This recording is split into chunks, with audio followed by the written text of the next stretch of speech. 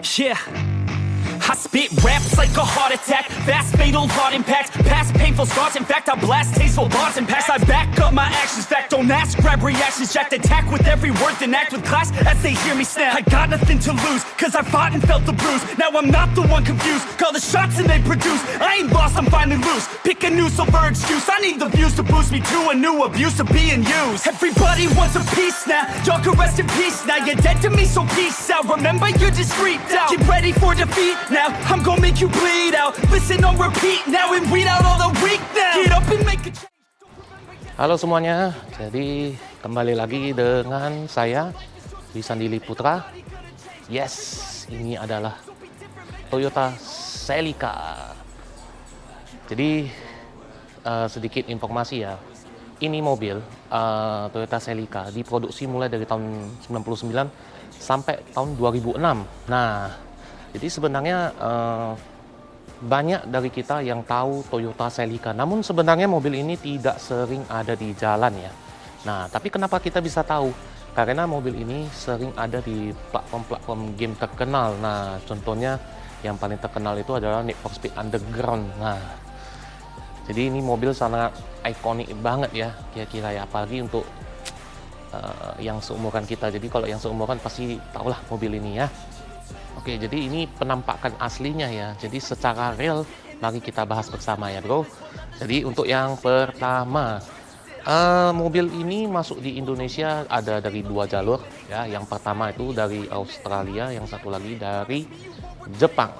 Nah, kemudian Celica itu ada masuk 2 tipe juga, yaitu yang tipe standar maupun yang tipe TRD. Jadi umum ya, kayak mobil Toyota lainnya ada yang model standar dan model TRD. Kemudian untuk pasar Indonesia yang masuk di sini kebanyakan 90% ya, berani saya katakan itu adalah transmisi matic 4 speed. Jadi ada juga yang versi manual ya, apalagi kalau yang di luar dari Indonesia itu kebanyakan kan manual sih, tapi yang masuk di Indonesia kebanyakan matic. Nah, kemudian, banyak rumor yang mengatakan, aduh Celica ini mesin Altis ini, lemot ini, gak kencang, gak spesial, segala macam deh. Konon katanya, apakah benar seperti itu? Well, ya, ada benarnya, ada juga kurang benarnya. Jadi, memang benar, Celica itu ada yang pakai mesin Altis. Nah, karena ada yang pakai mesin Altis, maka ada yang pakai mesin superior. Nah, jadi kita bahas yang Altis dulu. Kalau yang tipe standar biasanya dia dapat mesin Altis, yakni mesin 1JZ FE. Tapi dia yang sudah VVT-i, itu powernya kira-kira 140 HP lah, dengan torsi 170 Nm ya. Nah, kalau salah boleh di komentar ya bro. Nah, kemudian ada satu mesin lagi yang superior. Mari kita lihat ya. Yes. Jadi mobil yang di belakang saya ini termasuk mobil yang bukan pakai mesin 1JZ, melainkan pakai mesin 2JZ-GE. Nah, apa itu? Nah, jadi ini mesin 2JZ ini mesin yang sangat spesial ya, karena ini racikannya ini berkolaborasi dengan pabrikan Yamaha ini. Jadi kalau tadi yang 1JZ itu hanya menghasilkan 140 horsepower, maka yang ini menghasilkan 190 horsepower dengan Nm 180 Nm torsinya. Nah, apa yang spesial dari 2JZ ini sehingga mesinnya bisa sangat kencang? Nah, salah satunya teknologi VVT-Li. Nah, yang dulu hanya sebatas main-main game saja nggak tahu kan kelebihan mobil ini kan. Nah, jadi yang tadi yang 1JZ itu VVT-i biasalah ya, variable valve timing itu sudah common, umum. Nah, tapi yang VVT-Li ini kelebihannya apa? Dia ada teknologi lifting namanya, itu adalah variable valve timing and lift intelligence. Jadi lift apa itu? Nah, dia pada RPM tertentu di dalam Celica ini, khususnya di atas 6000 RPM, dia akan pakai noken satunya lagi yang untuk menekan klepnya lebih dalam supaya tenaganya bisa lebih besar. Nah, hasilnya apa? suaranya jadi padat. Nah, kalau yang mau secara simpel tuh seperti VTEC. Nah, tapi bukan VTEC banci ya.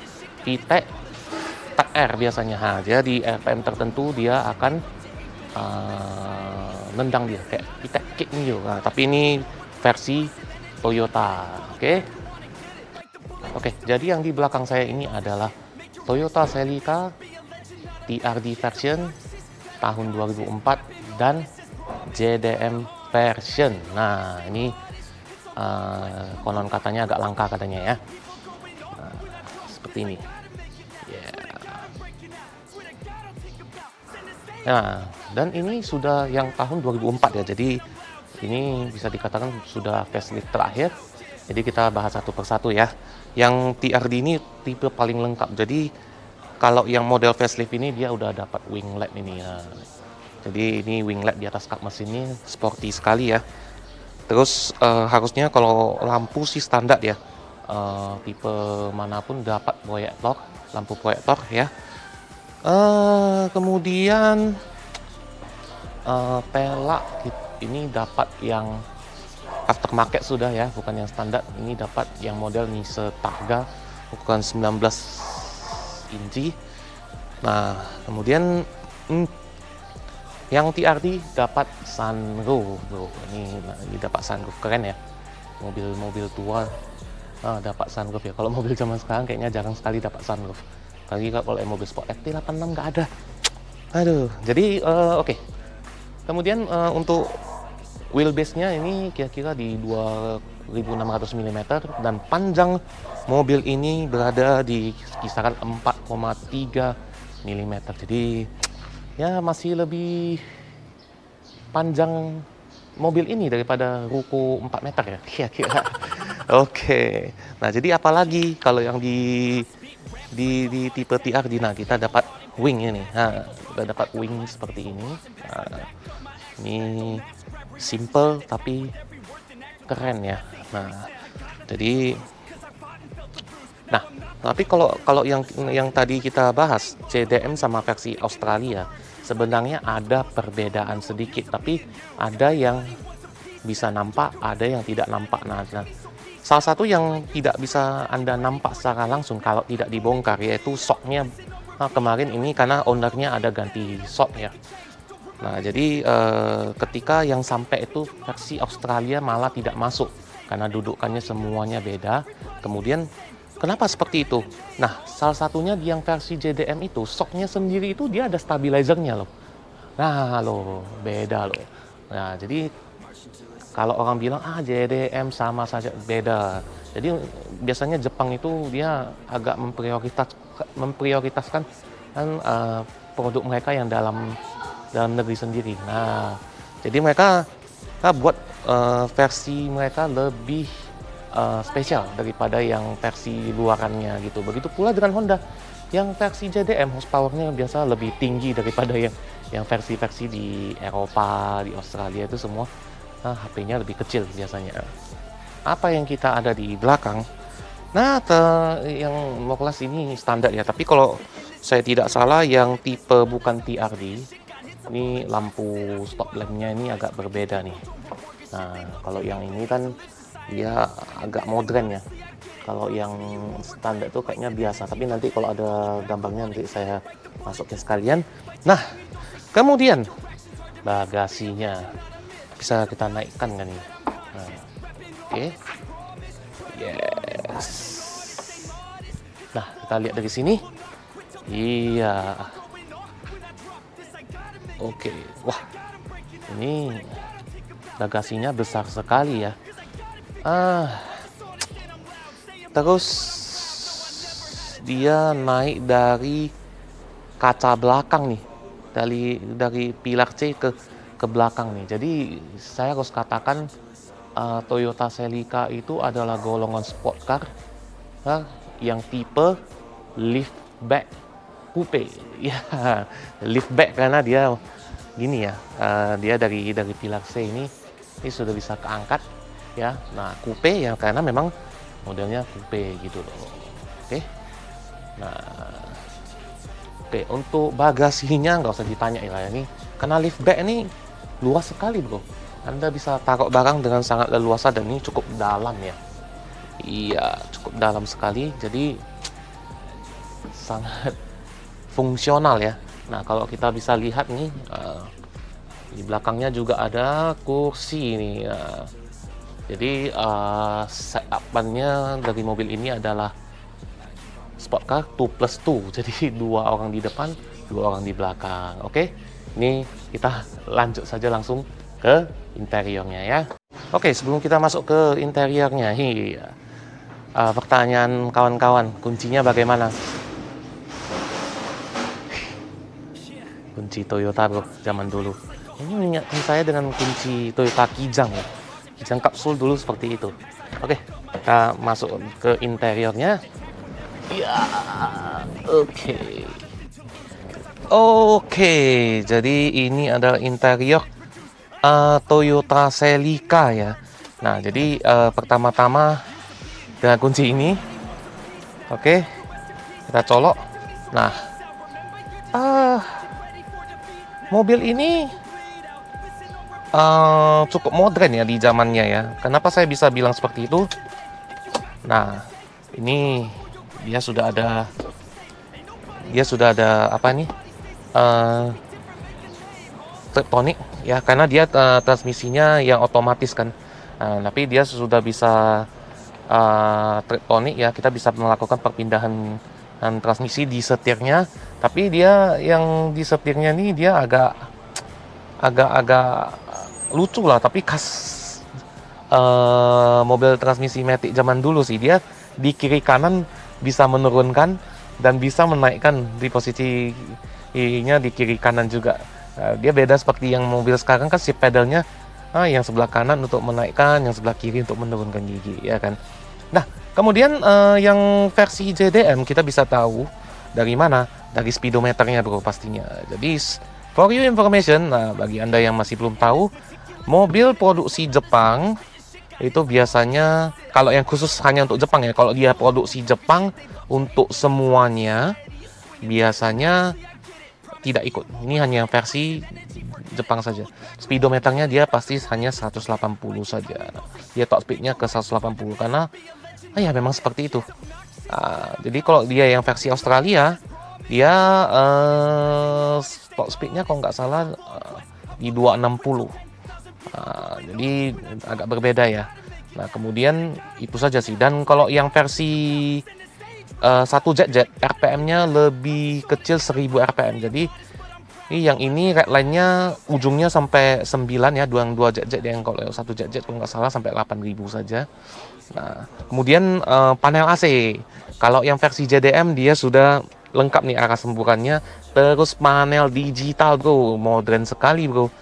Ya kan, kalau yang versi Australia masih knob muter-muter itu. Oke. Nah, jadi untuk interior Anda bisa lihat ini mentok nih ya. Mentok karena kenapa? Ya salah satu kelemahan lah, ada sunroof plus sport car lagi. Nah, ini dia jadi terhambat sih, padahal tinggi saya 170-an ya. Ya masih wajar, tapi ini mentok sih. Nah, karena ada sunroofnya, ya semua harus dikorbankan kan untuk yang lebih baik. Tapi no problem, masih bisa paling geser-geser sedikit ya. Nah, sunroofnya nih. Jadi ini sunroofnya aktif ya. Mari kita lihat. Nah, ini sunroofnya. Oke, mari kita.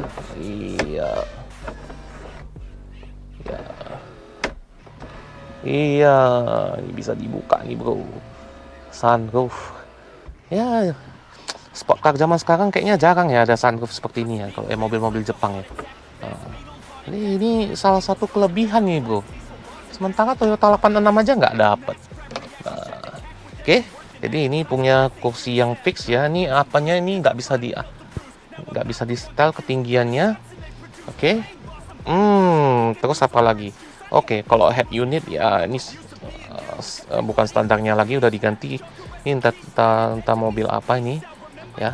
Kemudian mobil ini juga ada tempat penyimpanan ya di tengah ya, sangat keren sekali. Nah, ini transmisinya dia biasa lah ya, transmisi ya otomatis tapi ada manual mode-nya. Nah ini kemudian door lock dan tombol power window ini ada di bagian tengah nih, lucu sekali. Ya, jadi kesan pertama nih duduk di dalam mobil ini sangat sporty sekali ya, sangat sporty malah. Jarak pandang kita pun bagus, tapi nanti itu nggak apa-apa, nanti kita bahas pas kita bawa jalan, oke?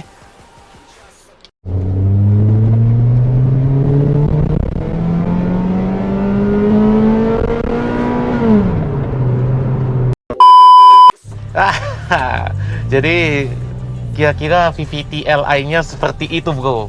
Jadi di rentang 6000 rpm dia hidup, suaranya makin gede seperti VTEC kick-in. Nah, jadi mengendarai mobil ini sangat happy ya, karena kita merasa dengan seperti itu mobilnya racing banget, kira-kira kayak gitu. Nah, jadi ini sekarang kita sedang berada di dalam mobil ya. Ini kita sedang berkendara. Nah, jadi kita akan melakukan impresi berkendaranya ya. Nah, yang pertama kali saya duduk dan saya rasakan, nah, saya merasa ya jarak pandangnya sangat bagus ya sebagai mobil zaman itu ya. Visibilitasnya sangat jelas. Nah, meskipun dia ada winglet di depan, ini juga tidak mengganggu ya. Nah, jadi kita malah jadi nampak nih, oh ya ada sesuatu di depan gitu loh. Nah, kemudian mobil ini ya handlingnya itu, kalau boleh saya katakan ini kurang menyatu ya, kurang direct lebih tepatnya. Ya, jadi ini ketika setirnya saya goyang, ini kurang direct ini. Ya wajar lah, mobil-mobil zaman seperti itu di Celica ini memang masih seperti itu ya. Bahkan kalau mau dibandingkan handlingnya punya Civic FD masih lebih direct daripada ini. Nah, yang Toyota 86 juga lebih baik lagi, kira-kira sangat direct, lebih bagus sih. Nah, kemudian shocknya, bantingannya ya lebih tepatnya. Seperti yang dulu pernah saya katakan, mobil Jepang itu dia tidak buat 2-in-1. Jadi ya mobil sport gitu loh. Jadi ya shocknya ya keras gitu loh. Memang sporty kan, dan harus keras dia. Jadi ya memang untuk pengendaliannya sangat bagus sekali ya. Dia belokannya sangat, corneringnya sangat bagus. Tapi ya itu deh, kalau kita di jalan biasa, apalagi di Indonesia dan apalagi di Medan, ya banyak jalan keriting, lubang, wah ini jadinya sekali kena kayaknya rasanya bantingannya keras banget gitu loh. Nah, seperti yang saya bilang, memang dia nggak seperti mobil Eropa ya, kayak SLK, kayak Boxer, dia sekeras gimana pun dia masih nyaman gitu loh. Tapi kalau di mobil Jepang, keras ya keras lah, seperti ini loncat nih. Padahal ini bukan polisi tidur, dia hanya lekukkan sedikit aja. Nah, kita sudah merasa agak keras. Nah, tapi ini pun juga ditambah oleh pemakaian pelak ring 19 ya, yang memang agak besar. Nah, tapi good things-nya, sekeras apapun Celica ini masih lebih keras tuh yang Toyota 86, itu lebih keras lagi bro. Ya, handlingnya makin baik lagi, tapi ya kompensasinya shocknya lebih keras lagi bro. Tapi yang ini masih ada lah ayunannya, jadi masih ada nyamannya nih. Nggak seperti mobil sport kayak Toyota 86 gitu. Nah, kemudian sebenarnya ini menurut saya salah satu kelemahan juga, yaitu transmisinya bro. Ada kelebihan sekaligus kelemahan bagi saya. Nah, jadi apa itu kelebihannya? Kelebihannya ya seperti yang Anda tahu, transmisi 4 percepatan, apalagi yang besutan Toyota ini udah badak banget. Ini udah dipakai di banyak seri Toyota, dan ini sangat bandel sekali ya. Nah, tapi kelemahannya apa bang? Ya, tenaganya lemot. Jadi sistem transmisi Toyota yang 4 speed ini pada waktu itu bisa, kalau kita pakai bahasa awamnya ya, ini menjadi beban untuk mesin. Jadi memang dia transmisinya agak berat. Jadi untung saja mobil ini ketolong oleh mesin 2JZ ya, yang tenaganya sangat powerful. Jadi ya meskipun kita kategorikan lemot, ya kalau sebagai mobil biasa sih powernya lebih dari cukup. Tapi kalau kita bahas tadinya, kita bilang mesinnya superior. Jadinya kita nggak gitu terasa nih mesinnya superior gitu loh. Tapi kalau kita kalau Anda lihat di YouTube lainnya, Celica yang di luar kan kebanyakan 90% kalau yang di luaran Indonesia kan dia pakai versi manual. Ya kalau yang manual tuh kencang banget bro, akselerasinya cepat banget. Tapi kalau yang ini, yang Matic, agak lemot sih, kira-kira kayak gitu. Tapi ya seperti yang tadi saya bilang, terbantu oleh powernya dan terbantu oleh manual mode-nya. Jadi kalau kita lagi mau cepat, ya kita mainkan aja manual mode-nya. Simple, ya kan? Tapi menurut saya ya, mau kencang mau lemot, menurut saya pribadi itu nilai plus saja lah, poin plus saja. Yang penting ini mobil 2 pintu bos, mobil sport, mau pelan pun tetap jadi pusat perhatian orang. Nah ya ini menurut saya sih ya kadang-kadang kita yang naik yang 4 pintu juga ya kencang, tapi tidak ada suatu kebanggaan tersendiri. Tapi kalau naik mobil sport, wah,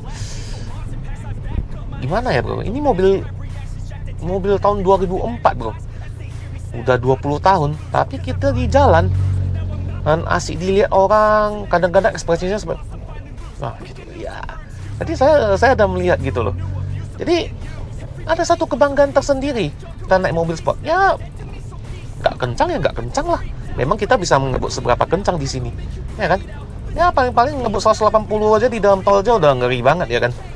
Nah jadi saya rasa itu bukan poin penting ya kalau untuk jadi kencang ya. Sama seperti saya beli 86 ya, faktanya kita bawa kencang ya, berapa kali kita bawa kencang ya kan, sisanya juga kita santai-santai di dalam ya kan.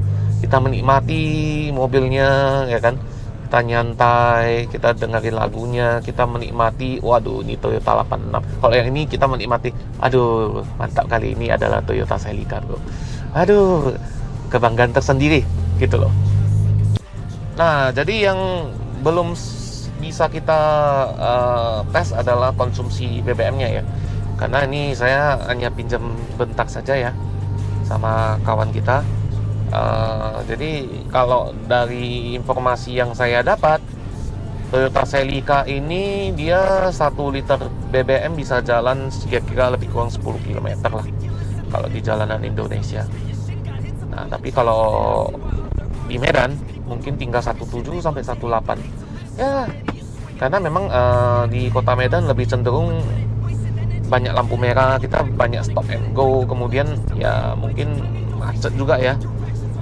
Kita kecepatan average speed di sini, kalau yang di Jakarta kan yang paling ikonik kan 22 km per jam average speed. Tapi kalau di sini, kalau dulu saya naik Mercy tulisannya cuma 13 sampai 14 km per jam aja average-nya. Jadi ya cukup pelan sih kalau di sini. Jadi ya mungkin untuk konsumsinya juga nggak tercapai. Nah, apalagi ini yang seperti tadi ada sunroof bro. Waduh, terasa aduh mobil mahal ini bro. Meskipun mobil ini sebenarnya faktanya tidak mahal-mahal banget ya bro. Ya kalau yang sehat-sehat seperti mobil ini paling 300-an udah dapet ya kan. Tapi waduh, nampaknya mewah banget. Ada sunroof, udah 2 pintu ya kan, jadi pusat perhatian. Waduh, ini mantap sekali bro ya.